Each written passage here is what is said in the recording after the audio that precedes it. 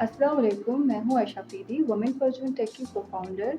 आज के हमारे साथ जो गेस्ट है नूरुल हुदा। अस्सलाम वालेकुम नूरुल हुदा। वालेकुम अस्सलाम, आप कैसे हैं आप? अल्हम्दुलिल्लाह मैं बिल्कुल ठीक, आप कैसी हैं? मैं बिल्कुल ठीक-ठाक। अच्छा आप नूरुल हुदा आप अपनी इंट्रोडक्शन कराएँ हमारे साथ। ऐसा है कि मेरा नाम नूरदाशा है, जैसे कि आपने अभी लिया। मैं एक साइकोलॉजिस्ट हूँ, मैंने एमएस किया है नॉर्वे से साइकोलॉजी में। इसके साथ-साथ मेरा 6 इयर्स का एक्सपीरियंस है अपनी फ़ील्ड में। मैं पहले यूएनएफपीए के साथ काम करती थी, उनके जेंडर बेस्ड वायलेंस प्रोजेक्ट में। अभी recently I am working on my master thesis. Along with this I am providing online services through LinkedIn and WhatsApp. Okay क्या आप हमें बता सकती हैं कि आपने साइकोलॉजी का बैकग्राउंड क्यों चूज़ किया? Very good question. हाँ, साइकोलॉजी का बैकग्राउंड चूज़ करने के पीछे भी एक बहुत बड़ी स्टोरी है। मेरी नेचर जो कि स्टार्टिंग से ही फिलैंथ्रोपिक थी, मुझे लोगों के वेलफेयर के लिए काम करने का बहुत शौक था। तो इसी चीज़ ने मुझे यू कैन से मोटिवेट किया to choose psychology. After that when I entered into the field of psychology, मेरा और भी इंटरेस्ट डेवलप हुआ ह्यूमन बिहेवियर को स्टडी करने में कि एक बंदा एक स्पेसिफिक बिहेवियर क्यों करता है, अटेम्प्ट इसके पीछे क्या कौन से थॉट्स, कौन सी फीलिंग्स हो सकती हैं। अच्छा, आपकी प्रैक्टिस में जब आप साइकोलॉजी की प्रैक्टिस कर रही थी, तो आपको ऐसा क्या ऐसे मेंटल हेल्थ इश्यू क्या आपको लगे कि मतलब ये ज़्यादा कॉमन है आजकल के लोगों में?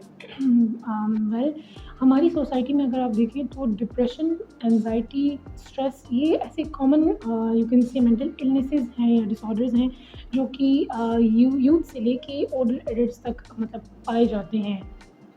अच्छा और आप अपना जब आप किसी पेशेंट की थेरेपी करती है तो आप किस तरह से करती है? अगर फॉर एग्ज़ाम्पल एक पेशेंट है उसको वो डिप्रेशन का शिकार है या वो एंग्ज़ायटी का शिकार है तो आप उनकी थेरेपी किस रोल में करती है?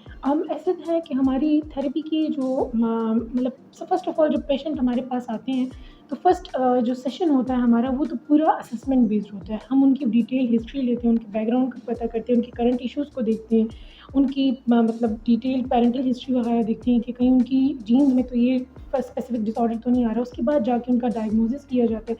उस डायग्नोसिस की बेसिस पे ये डिसाइड होता है कि इनके साथ वेदर काउंसलिंग के सेशंस चलेंगे या फिर इनको एक प्रॉपर थेरेपी की ज़रूरत है। अच्छा आपके माइंड में या आपके लिहाज़ से अगर हम बात करें साइकोलॉजी की तो साइकोलॉजी क्यों ज़रूरी है? मतलब आजकल के लोग के लिए साइकोलॉजिस्ट क्या कैसा रोल प्ले करते हैं? साइकोलॉजी या फिर यू कैन से मेंटल हेल्थ इसलिए ज़रूरी है कि अगर आप देखें हमें थोड़ा-सा भी फ्लू होता है या कफ़िंग होती है तो हम फ़ौरन डॉक्टर के पास जाते हैं अपने चेकअप के लिए। वैसे ही अगर हम देखें तो मेंटल हेल्थ भी उतनी ही ज़रूरी है जितनी फिज़िकल हेल्थ ज़रूरी है। That's great. अच्छा आप अपने बारे में बताइए कि आपकी ज़िंदगी में कोई ऐसी ट्रेजेडी हुई या कुछ इस तरह जैसे कि आपको किसी साइकोलॉजिस्ट की ज़रूरत पड़ी हो? वेल आई बिलीव कि प्रोफ़ेशनल्स को भी मतलब ज़रूरत पड़ती है काउंसलिंग की या फिर थेरेपी की। इट डिपेंड्स कि उनकी लाइफ़ रूटीन कैसी है।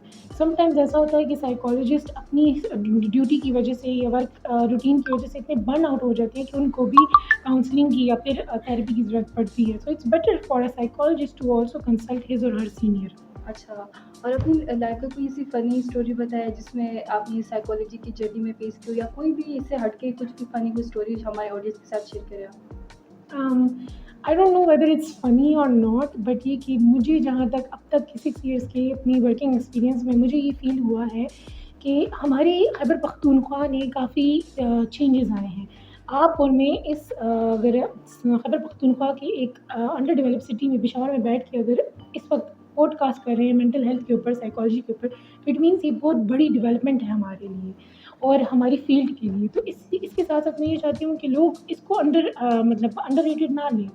साइकोलॉजी या फिर मेंटल हेल्थ जो है वो बहुत इम्पोर्टेंट है। आपको चाहिए कि अगर आपको थोड़ा-सा भी फ़ील हो कि आपके इर्द-गिर्द के लोग अगर डिप्रेस्ड हैं या एंग्ज़ियस फ़ील कर रहे हैं, तो आप उनसे बात करें। कभी भी किसी को भी अकेला ना छोड़ें कि it's okay may be he or she needs privacy. Yes, it's totally 100% agreed that he or she needs privacy but being a human sometimes ऐसा होता है कि हम अपने आप को सोशली आइसोलेट कर लेते हैं और ये social isolation in the and आपको एक रिजल्ट देती है जो कि आपके ही अपने फ्रेंड्स या फैमिली में they lead towards suicide attempts which is totally wrong. So never left your people alone in such kind of tough times. अच्छा बेसिकली हमारे साथ ऐसा होता है ना कि आजकल ज़्यादातर स्टूडेंट्स की अगर मैं बात करूँ एमबीबीएस की अगर मैं ईटा की बात करूँ, रिकेट की बात करूँ या फिर इस तरह कोई टेस्ट वगैरह, तो स्टूडेंट वगैरह अगर उनके कम मार्क्स आ जाते हैं या फिर उनके अच्छे मार्क्स ना आते तो वो लोग सुसाइड करते हैं। तो इनके लिए ऐसी क्या थेरेपी होगी कि जिसकी वज़ह से वो लोग सुसाइड अटेम्प्ट ना करें?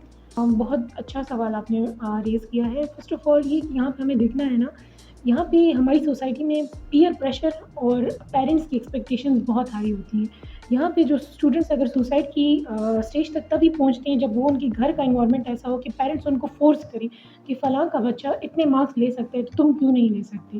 फ़र्स्ट ऑफ़ ऑल इस जो कंपैरिज़न को ब्रेक करना होगा यहाँ पे।